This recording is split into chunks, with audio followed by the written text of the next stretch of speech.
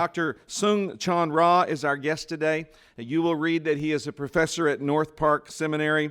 He is an international leader in places like on the board of World Vision. He's a local church leader, having been a part of church planting teams and working in street-level ministry in that regard. Prolific author who's written books that we use here as textbooks and in other contexts as well. Dr. Rah, we welcome you today. We thank God for you, and we celebrate you coming to Gateway Seminary. Would you join me in welcoming him this morning just at this point in our service? Good morning.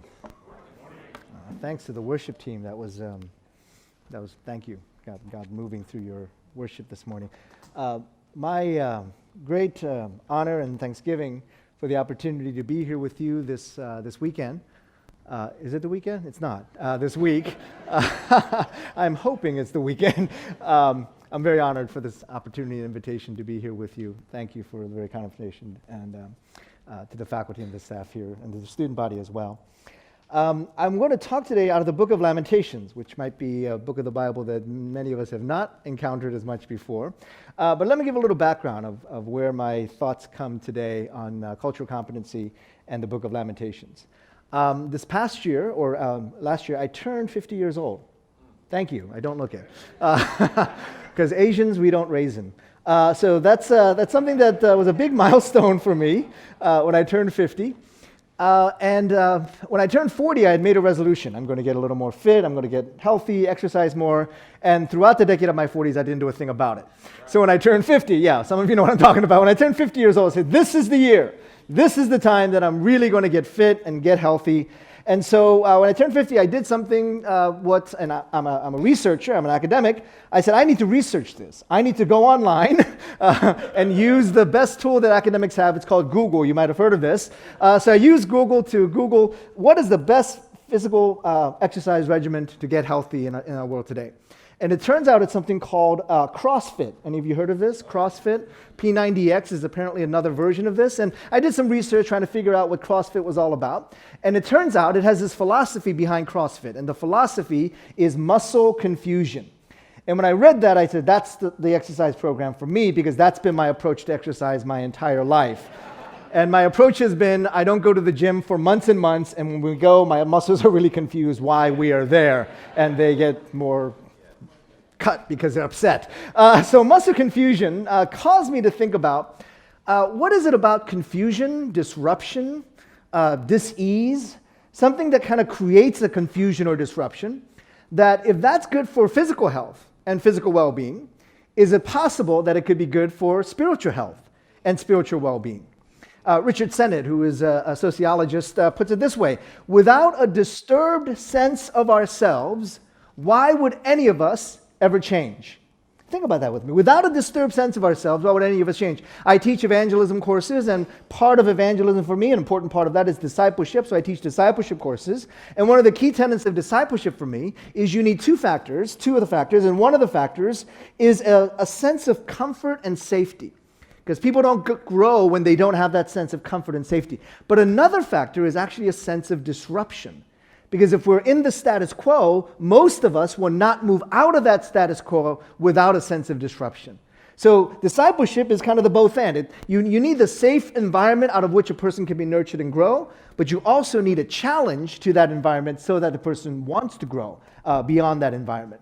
So when we look at cultural competency, when we look at diversity issues, when we talk about the multi-ethnic church that is not just of the future, but right now, we have to talk about the necessary disruption, the confusion that is necessary in order for us to move beyond the status quo of where we are right now. So that's why we're going to talk about the book of Lamentations.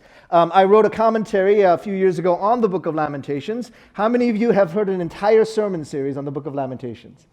That's about right. One person. That is about right.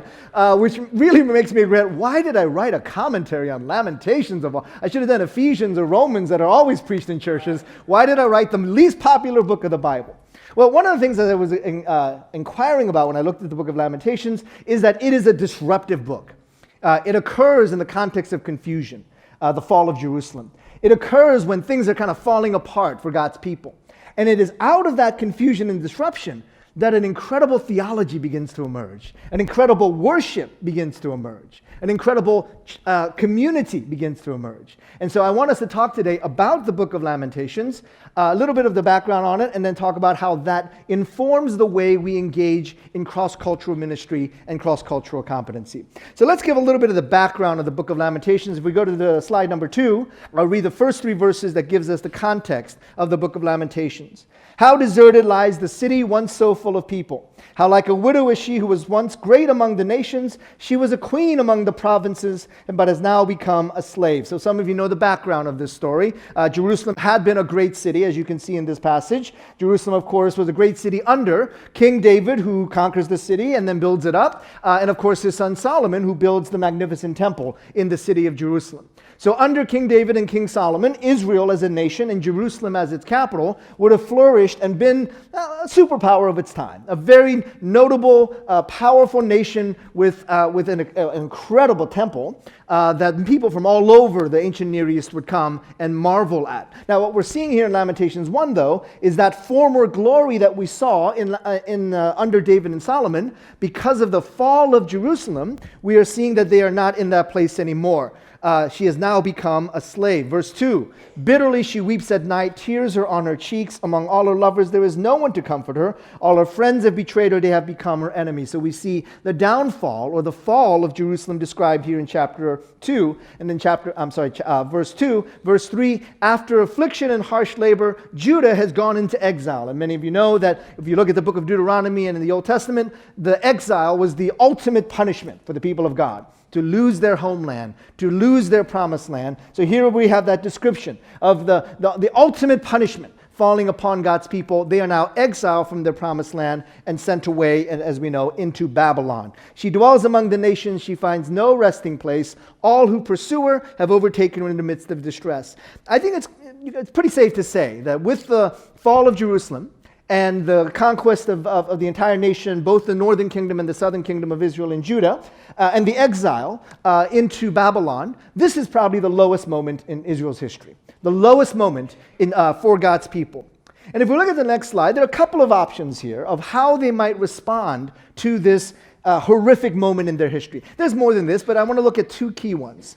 The first is actually because they've lost their home, because they're in exile, because they've kind of moved out of this sense of being promised people in a promised land, they might say, let's just give up. We're going to give up.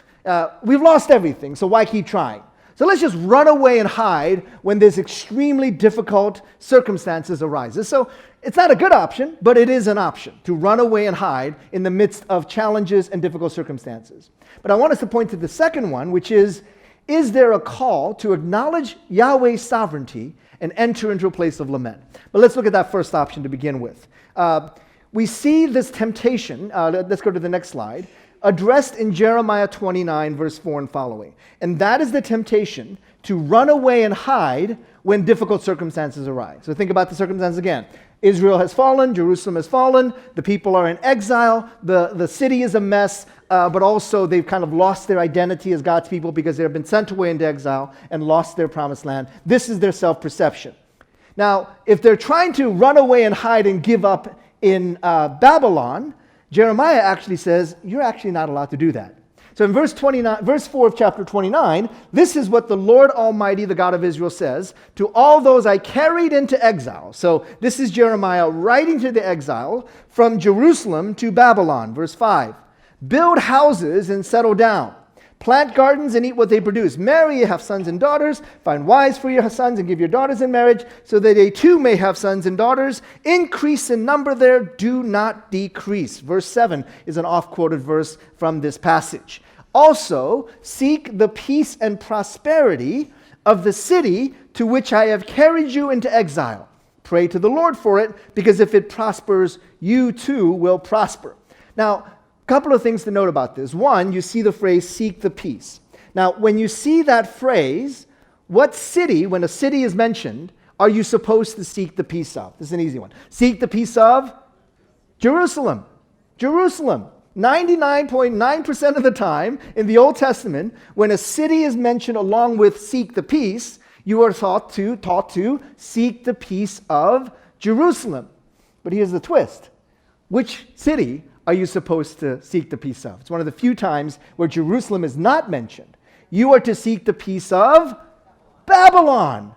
Now, if you are a former resident of Jerusalem, and you have seen yourself as God's promised people, and Jerusalem as God's holy city, this passage makes no sense whatsoever. This is crazy. God, are you sure you're saying the right thing here? You want me to seek the peace of Babylon? Seek the peace of Jerusalem, of course. That's ingrained in our worldview and understanding. But seek the peace of Babylon? God, do you know what Babylon is? Babylon is Las Vegas, New York, Washington, D.C., and L.A., all rolled into one. Throughout the Bible, we see Babylon portrayed as the worst place imaginable, oftentimes in contrast to the city of Jerusalem. And you want us to seek not the peace of Jerusalem, but the peace of Babylon? It makes sense that the people of God would say, God, are you sure about this? Because of the way we perceived Babylon. Now, here's where I'm kind of drawing from Jeremiah's admonition, Yahweh's admonition through the prophet Jeremiah, which is even if you are in the worst place imaginable, even if you are in Las Vegas and Washington, D.C. and New York and L.A. all rolled into one, you're still not allowed to give up. You still don't have the option of running away and hiding. That's not within the vocabulary of God's people. You could be in Jerusalem and you will flourish, but if you think you're just because you're in Babylon that you get to run away and hide, that's not a prerogative that God's people have. That's not an option for us as God's people. We don't get to run away and hide when things become challenging and difficult. Now, here's the struggle that I have, though. When I look at the history of the church, and particularly, to be honest with you, the history of the church in the United States, there's been a lot of times when the church has run away and hid. There's been a lot of moments when challenges arise in culture and society, and the church says, I think we might take a pass on this one. I think we might run away and hide at this moment in our history. And one of the things I want to point out is the challenge within U.S. history when, especially in my area of study, I do a lot of work on urban ministry, that sometimes when people have looked at the city as kind of a stand-in for society, many American Christians have viewed the city as a bad place. A bad place that you're supposed to run away from, particularly. If you go to the next slide, if you look at early U.S. church history, the city was seen as a city set on a hill. John Winthrop's great sermon admonition off the coast of the Massachusetts Bay, overlooking what will become the great city of Boston. And Winthrop says, I envision a city set on a hill. Of course, that comes from the scripture, which believes that God is going to establish these cities as great places where the light of the gospel shines forth. In fact, Boston takes that admonition very seriously, and one of the most important neighborhoods in Boston is called Beacon Hill. One of the key streets in Boston is called Beacon Street. So there was this perception that the cities and the urban centers of America will be the place where the light of the gospel will go forth, New Jerusalem. But something begins to change in the 19th century. And in the 19th century, the cities begin to change. And the cities, to put it bluntly, were no longer centers of white Anglo-Saxon Protestantism, because you were getting new immigrants in the 19th century with industrialization. And these new immigrants were from Eastern and Southern Europe. And these immigrants were not Scottish Presbyterians or German Lutherans. They were Italian Catholics and Polish Jews and Slavic Orthodox Christians. And it was changing what the cities were beginning to look like. Robert Orsi puts it this way in the next slide: in the feverish imagination of antebellum anti-Catholic literary provocateurs, city neighborhoods appeared as caves of rum and Romanism. What a great phrase. So you're seeing the cities of, that had once been centers for white Anglo-Saxon Protestantism is now a place where all these Eastern and Southern Europeans with their exotic religions and beliefs are coming in, and they are creating in the cities caves of rum and Romanism. Next slide. Journalism, anti-Catholic, anti-immigrant polemics, temperance pamphlets, and evangelical tracts together created a luridly compelling anti-urban genre that depicted the city as the vicious destroyer of the common good, of family life, and individual character, and counterposed the city to an idealized image of small-town life. The cities are changing, and the Christians, instead of saying, what is God doing in the midst of that change, says, I'm afraid of the changes that are occurring around me. And so what this actually leads to is a phenomenon that we now know as white flight. Not just white flight. You have to understand that white flight that was traced throughout the 19th and 20th century was actually white Christian flight. And I've lived in the cities long enough to know that there are these huge Baptist churches and huge Methodist churches and huge Lutheran churches that are almost completely empty. Where have they gone? Well, in the 40s, 50s, 60s, and 70s, they moved out to the suburbs and helped to start mega churches in the suburbs. And they left these kind of huge buildings behind, and many of these buildings, and I see them a lot, quite a bit, on the East Coast, in Cambridge and Boston area, they're emptied out. They converted them into condos and community centers, and in one case, a bowling alley. So you end up with churches that have been vibrant as part of white flight, or white Protestant flight, emptying buildings out in the city and moving to the New Jerusalem, which is no longer urban centers, but suburban communities. And so you see the growth of mega churches in the suburbs as a part of white flight. Now, we know this because the number of new buildings, if you go to the next slide, slide number 12, the number of buildings that were built post-World War II at the height of white flight. So at the end of World War II, $26 million was spent in the entire U.S. on new church buildings.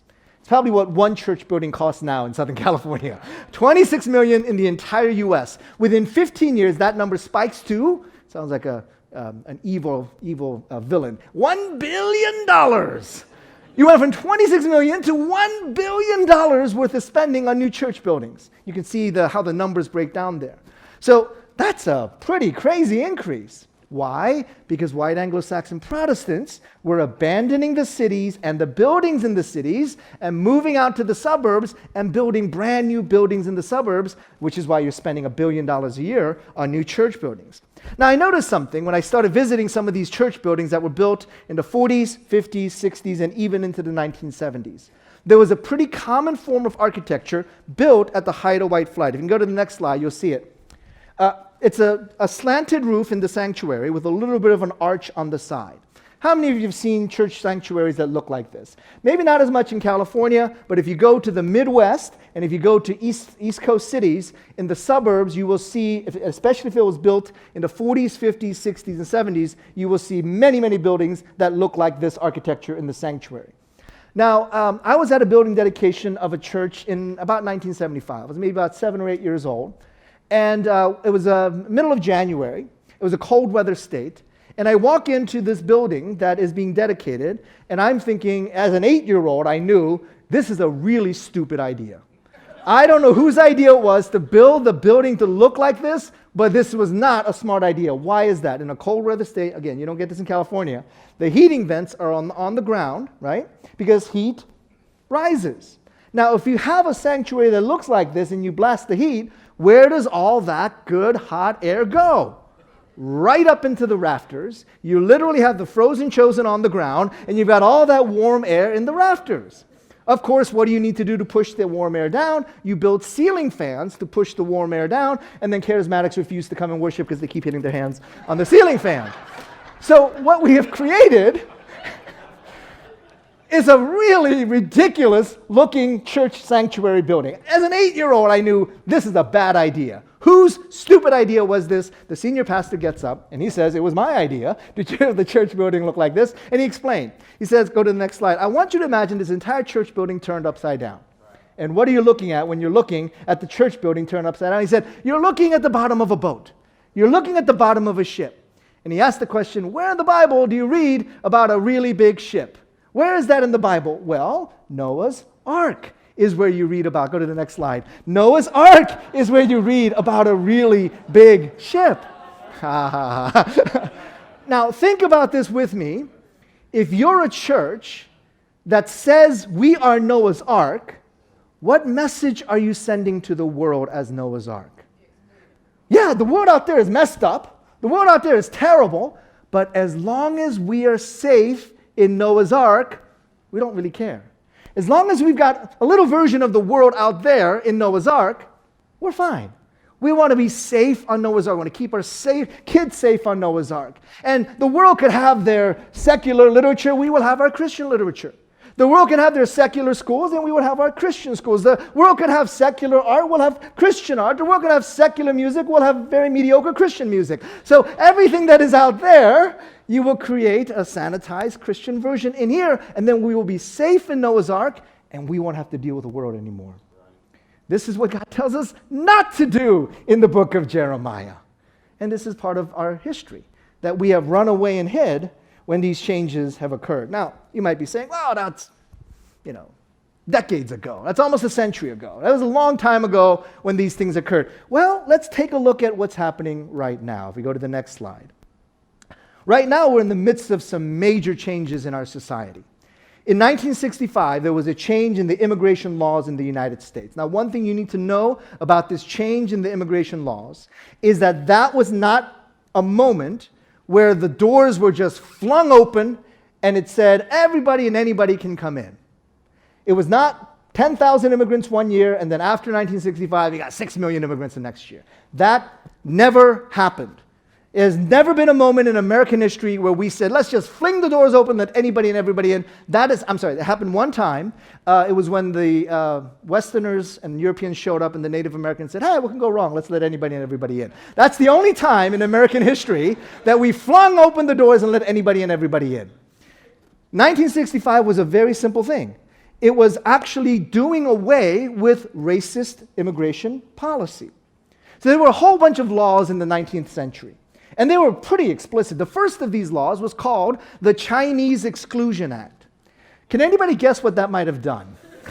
Yes, it excluded Chinese people. They weren't even hiding this. This is, let's just exclude Chinese people. You know what? We don't like a certain people group based solely upon their race and their ethnic identity, so we'll just make a law that keeps them out. I'm so glad we don't do that anymore. That's not what we do as a nation anymore. But back in the day, they used to say, we don't want this type of people, so we'll pass a law that exclude Chinese people. There were a whole bunch of laws like this. The Gentleman's Agreement between Japan and the United States. There were all these laws that said, we don't want people from certain parts of the world. What 1965 did, at the height of the civil rights movement, was to actually say, these are racist laws, and we need to do away with them.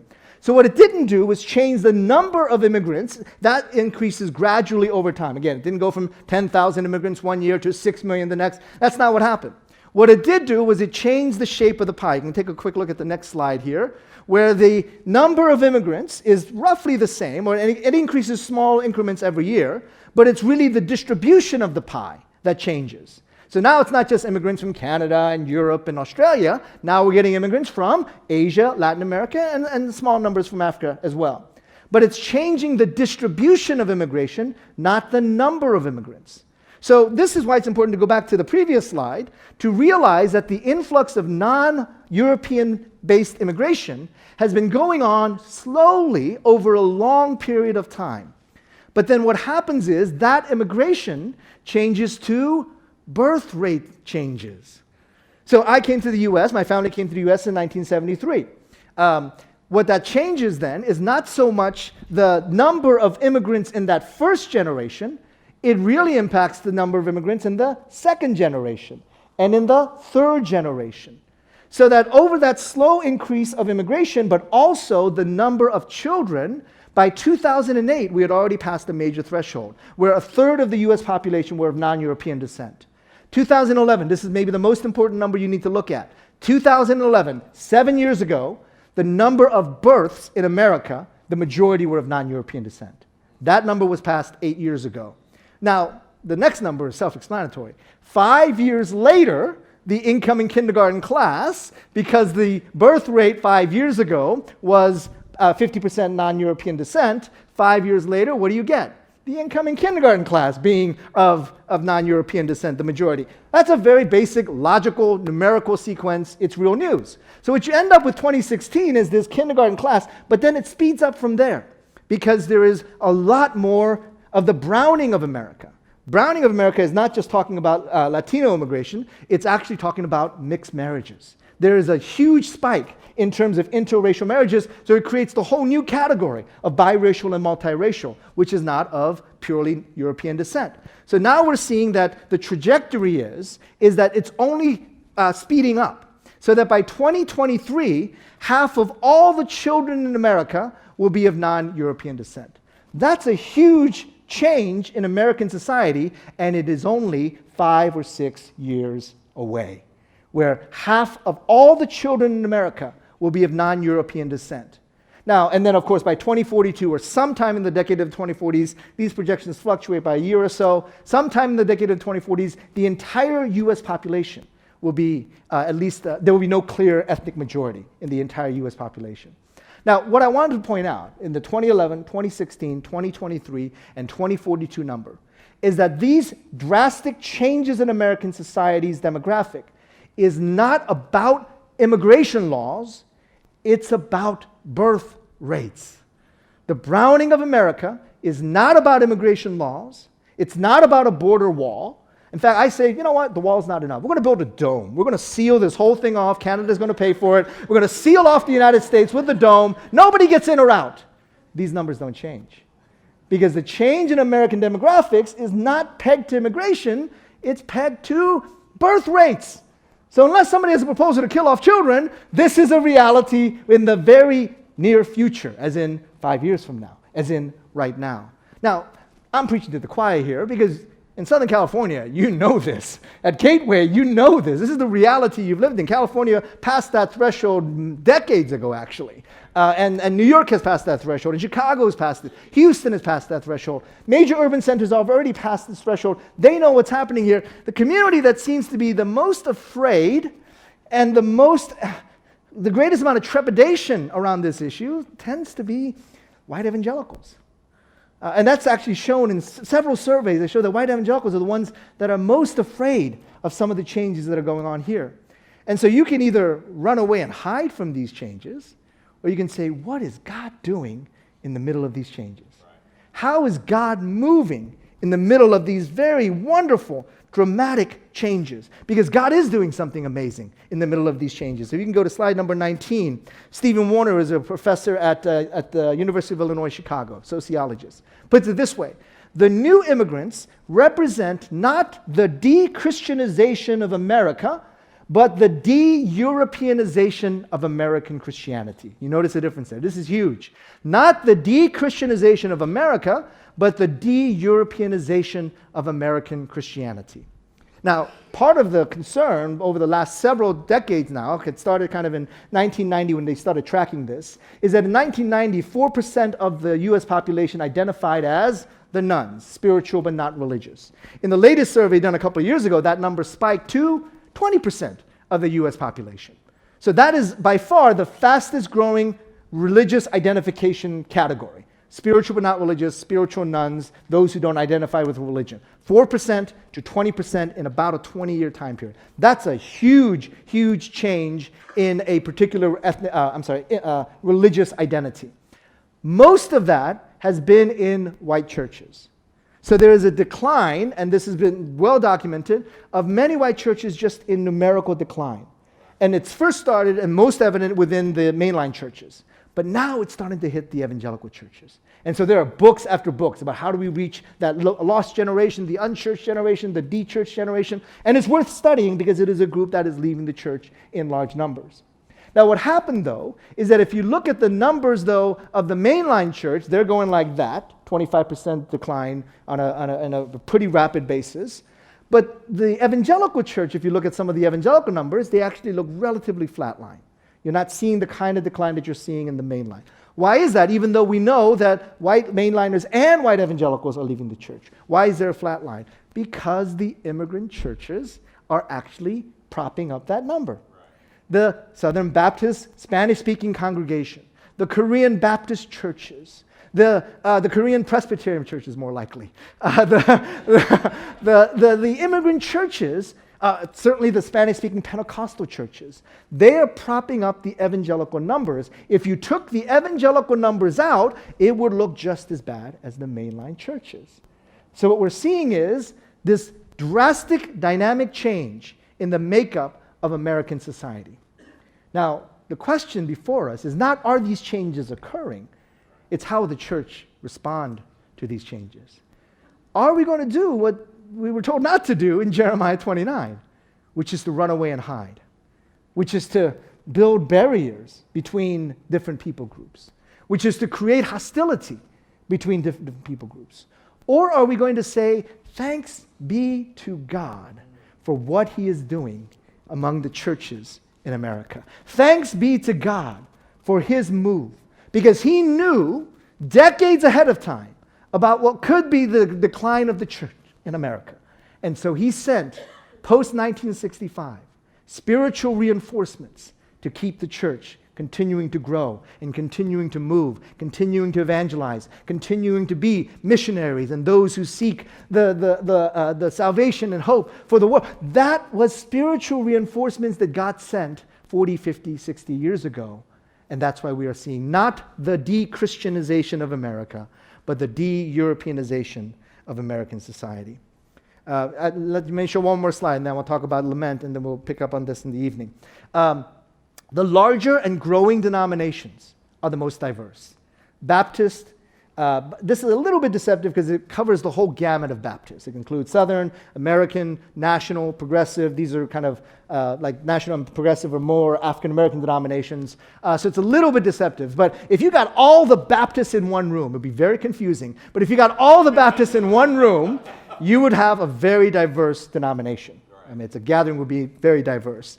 Same thing with Pentecostals. If you got all the Pentecostals in one room, a lot of tongue speaking, a lot of confusion also, but you would have a very diverse denomination. But if you look at the denominations that are overwhelmingly and exclusively white, they're in decline. The Lutherans, 96% white. They're one of the fastest declining denominations. I'm actually not sure who the 4% non-whites are in the Lutherans. I haven't met one yet. But apparently, they're there, according to this statistic. Congregational UCC, Episcopalian Anglican, they tend to be overwhelmingly white. They also tend to be the fastest declining churches in the United States. So what we're seeing again is God sent spiritual reinforcements to continue to bring revival and hope to the church. So how then do we respond, not to run away and hide, but to respond with the appropriate response of a theological lament, which is what God calls for in the book of Lamentations. You're not allowed to run away and hide, Jeremiah 29 tells us, but now you are called to enter into a theologically, spiritually, ecclesially practice of lament. So I'm going to say one thing about Lamentations, and then we'll pick up some of these themes in the evening. One of the major interesting things that I found in my study of Lamentation, if we go to the next slide, is the idea of authorship. Who wrote the book of Lamentation? There's a lot of questions around this. One, traditionally, historically, it's been seen as Jeremiah as the author.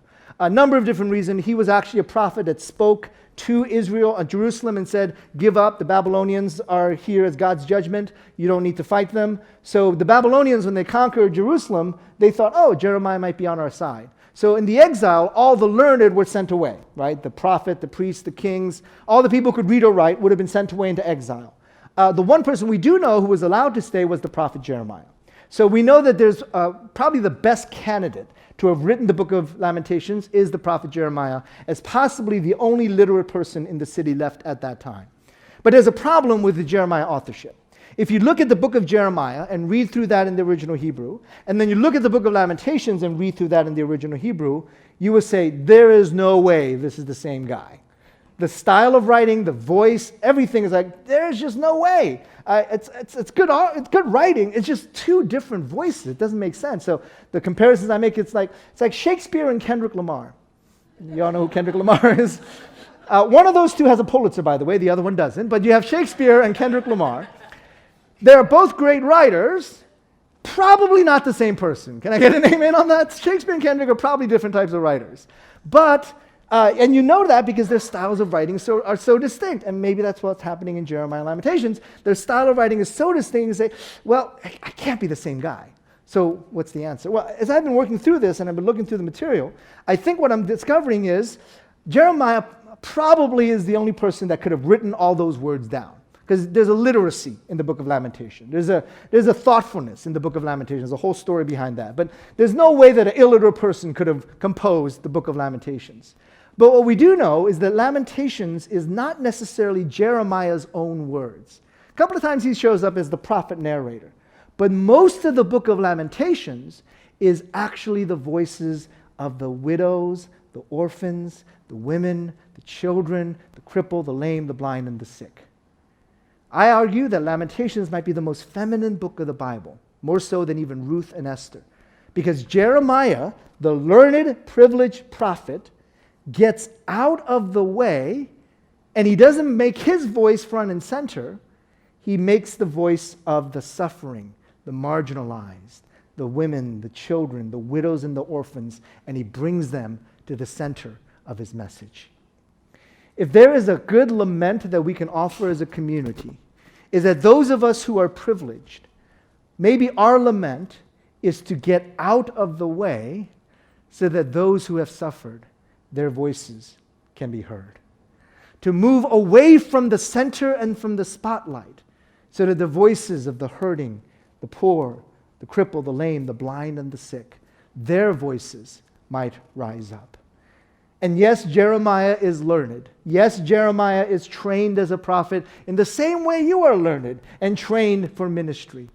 But maybe the bulk of your calling is not to be front and center of the work, but actually move out of the way so that the voices of the suffering can rise up in your stead. Lord Jesus, I thank you for this community and the work you've done through them. And I pray, Lord, that as these changes come, we pray that we would not run away and hide, but we would seek the peace of the city that you have sent us to, the society you have called us to, the places that we have been called into, and allow us as your people and your leaders and your pastors and preachers to let the voices of those who are suffering, let their voices rise up in our stead. Let their voices speak up in the lament that is needed in our time today. We pray this in your name. Let the church say.